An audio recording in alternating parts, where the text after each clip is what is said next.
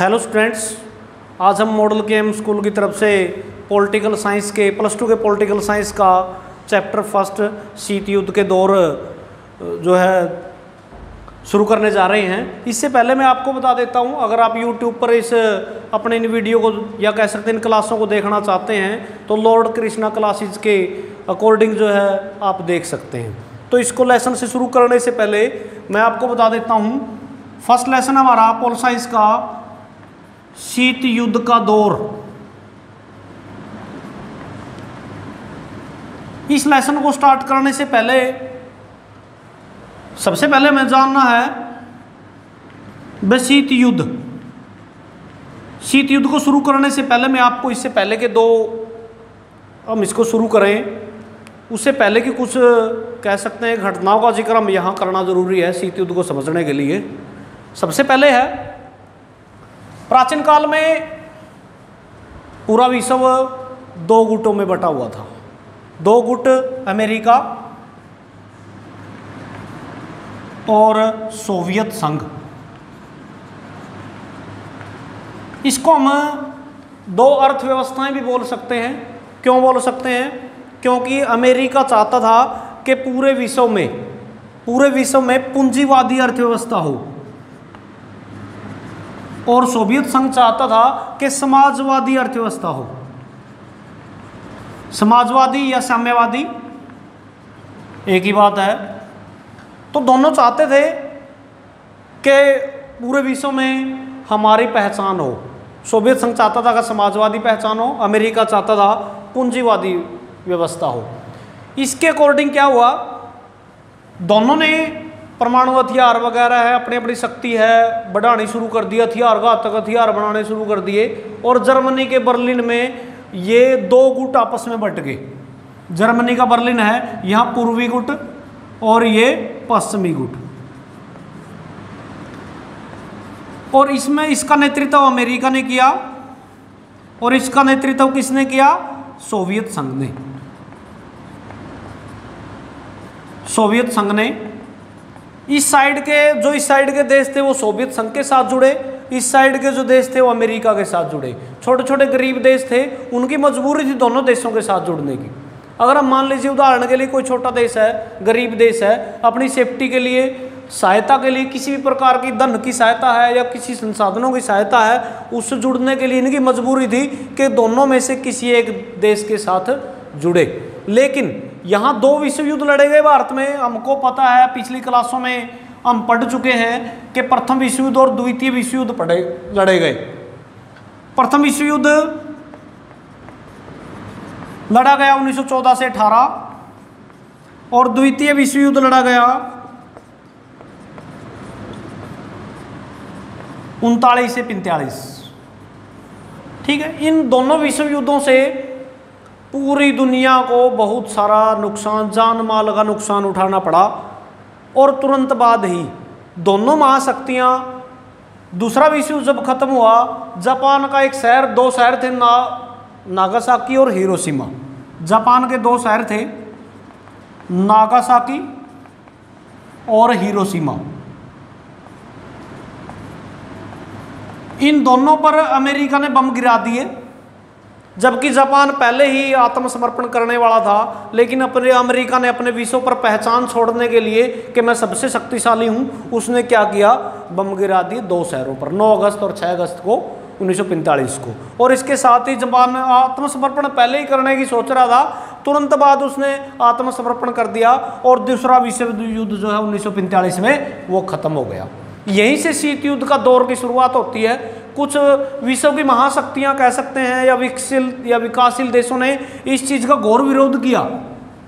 बस जापान पर जो परमाणु हथियार चलाए गए हैं वो खतरनाक हैं आने वाली प्रजातियों के लिए, भविष्य के लिए।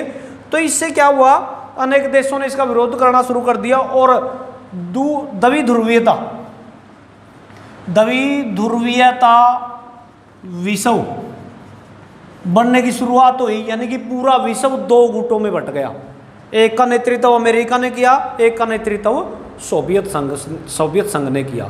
और यहीं से शीत युद्ध की शुरुआत होती है 1945 के तुरंत बाद।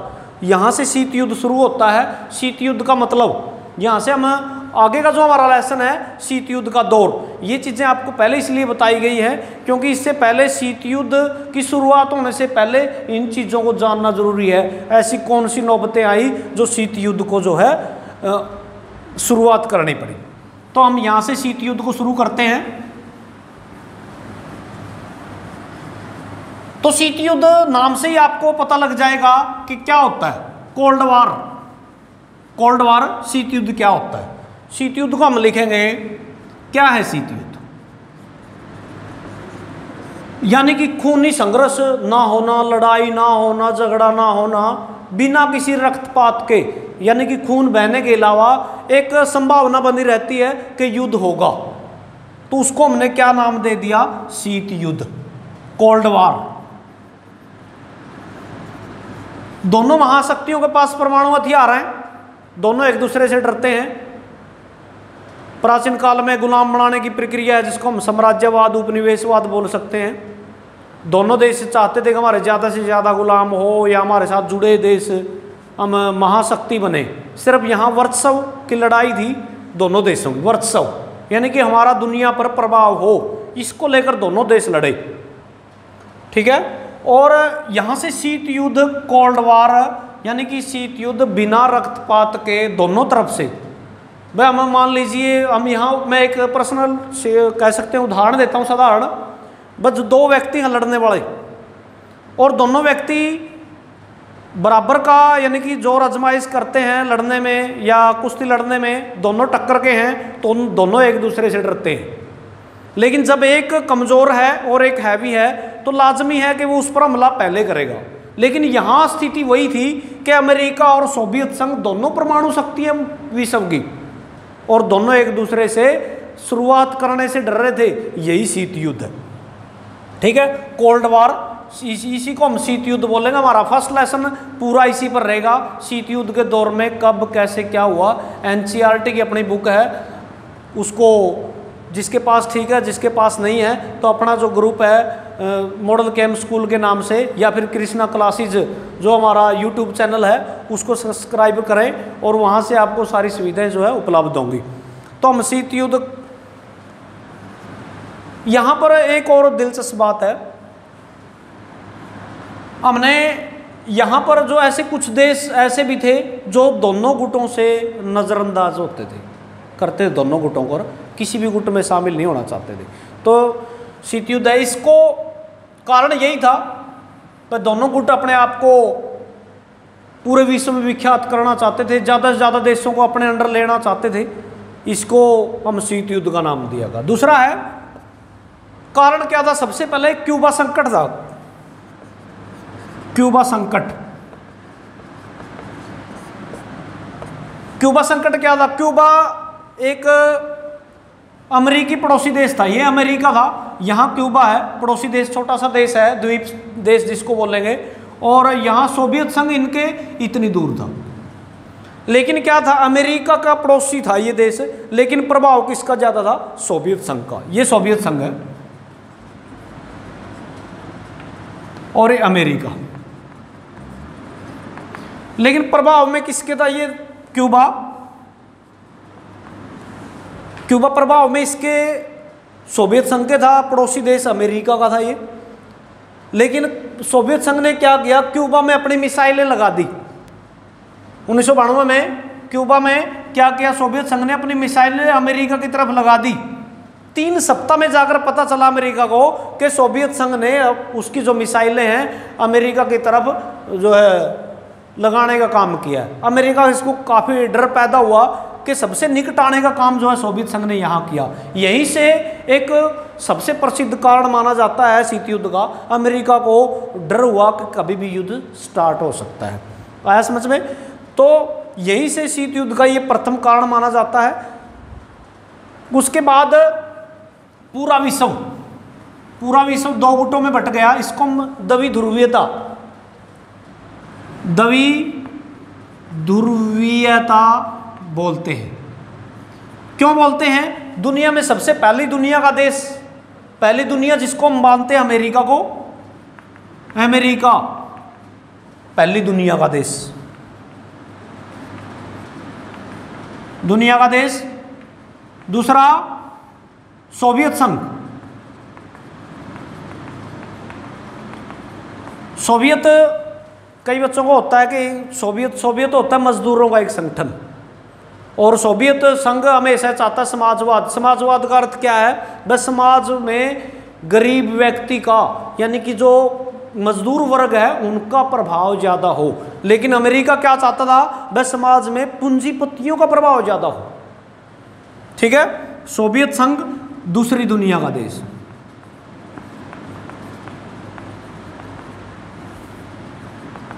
इसके बाद क्या होता है?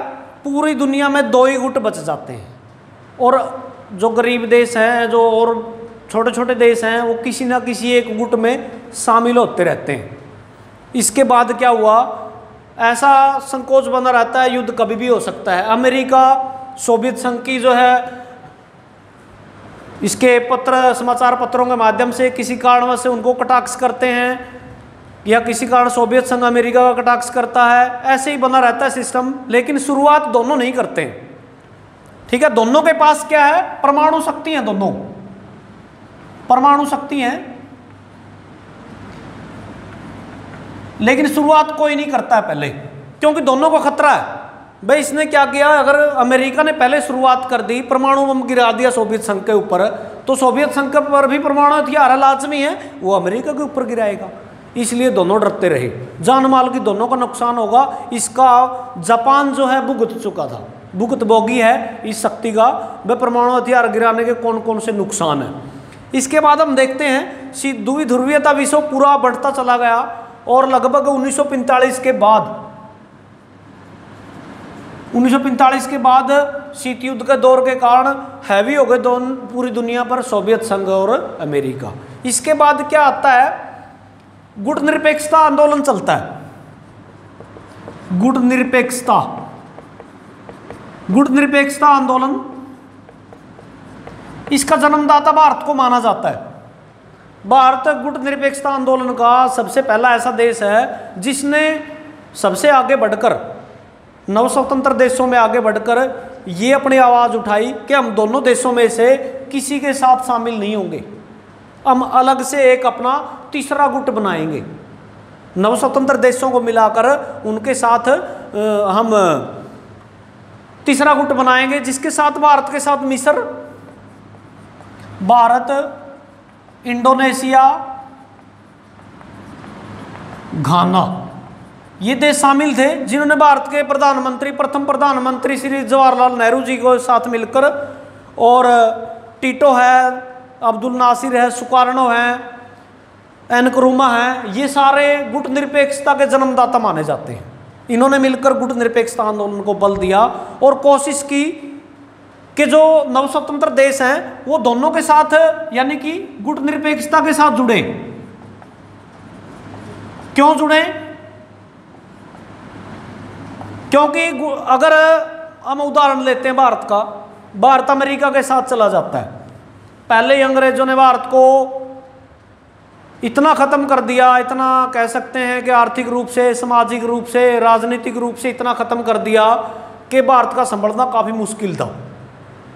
और उसके बाद भारत जैसे देश अगर एक गुट के साथ जाता तो लाजमी दूसरा गुट उसका दुश्मन बन जाता, और उस दुश्मन बनने के कारण भारत की आर्थिक व्यवस्था, राजनीतिक व्यवस्था, सामाजिक व्यवस्था और ख़राब होती।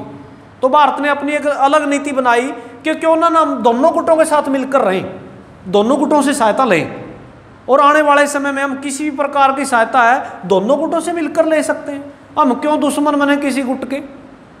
और इसी को देखते हुए भारत ने क्या किया? गुट निरपेक्षता की पहल की, कई स्वतंत्र देशों को जोड़ लिया अपने साथ, और इसे इन दोनों देशों को भी काफ़ी प्रभाव पहुंचा। लेकिन आने वाले समय में इसके रिजल्ट बहुत अच्छे निकले। इस गुट निरपेक्षता आंदोलन ने शीत युद्ध को रोकने का काम किया। ठीक है, अगर भारत अमेरिका का या सोवियत संघ किसी का भी साथ देता तो आज इतनी महाशक्ति नहीं बन पाता। भारत ने समय समय पर अमेरिका का भी सहयोग लिया, सोवियत संघ का भी सहयोग लिया समय समय पर। दोनों ने भारत की किसी भी परिस्थितियों में, चाहे कश्मीर मुद्दा हो, पाकिस्तान के मामले में हो या चीन के मामले में हो, दोनों मामलों में दोनों मामलों में समय समय पर सहायता की है, यूएनओ में आवाज़ उठाने की कोशिश की है। ये सारी चीज़ें को देखते हुए भारत ने अपनी अलग विदेश नीति अपनाई। ठीक है, ये नेक्स्ट में है भारत और शीत युद्ध। भारत और शीत युद्ध। भारत ने क्या किया, पूरे विश्व को शांति, हमने पढ़ा है, गांधी जी हैं, नेहरू जी हैं, इन्होंने विश्व शांति स्थापित करने के लिए अनेक प्रयास किए, नव स्वतंत्र देशों के साथ मिलकर कोशिश की कि जो शीत युद्ध है वो जो है टल जाए, और वो सफल भी हुए इन मामलों में। भारत गुट निरपेक्षता आंदोलन की शुरुआत करने के बाद अनेक देश थे जो भारत के साथ जुड़े, उन्होंने शीत युद्ध को खत्म करने में अहम भूमिका निभाई। भारत ने दोनों से अलग नीतियां अपनाई, स्वतंत्र देशों के साथ मिलने की कोशिश की, मिलाने की ज़्यादा से ज़्यादा, कि आपका जो स्वतंत्र देश हैं जो 19वीं शताब्दी में तीसरी लहर के देश थे, तीसरी लहर के देश, इनको तीसरी लहर के देश बोला जाता है, जो 19वीं और 20वीं शताब्दी के आसपास स्वतंत्र हुए थे, क्योंकि उपनिवेशवाद के कारण या साम्राज्यवाद के कारण इन देशों को पूर्ण रूप से औपनिवेशिक देशों ने खत्म कर दिया था। अपने आप को मजबूत बनाने के लिए इन्होंने गुट निरपेक्षता को चुना और सफल भी हुए उन चीज़ों में। और जो गुट निरपेक्ष आंदोलन थे अपनी अलग नीतियां बनाई इन्होंने, चाहे किसी भी पड़ोसी देशों के साथ है, स्वतंत्र देशों के साथ है, चाहे विकसित देशों के साथ है, पूर्ण रूप से किसी भी प्रकार की सहायता के लिए इन्होंने अपने आप को खुला रखा, ना कि किसी एक गुट तक सीमित, इन्होंने दोनों गुटों के साथ शामिल रखा और अपनी अलग विदेश नीतियां बनाई। और शीत युद्ध को खत्म करके, शीत युद्ध को खत्म करके इन्होंने या कह सकते हैं विश्व में शांति स्थापित करने का अपना एक परिचय दिया। और इनका अहम योगदान माना जाता है, जो गुट निरपेक्ष देश थे, इन्होंने शीत युद्ध को खत्म करने में अहम भूमिका निभाई।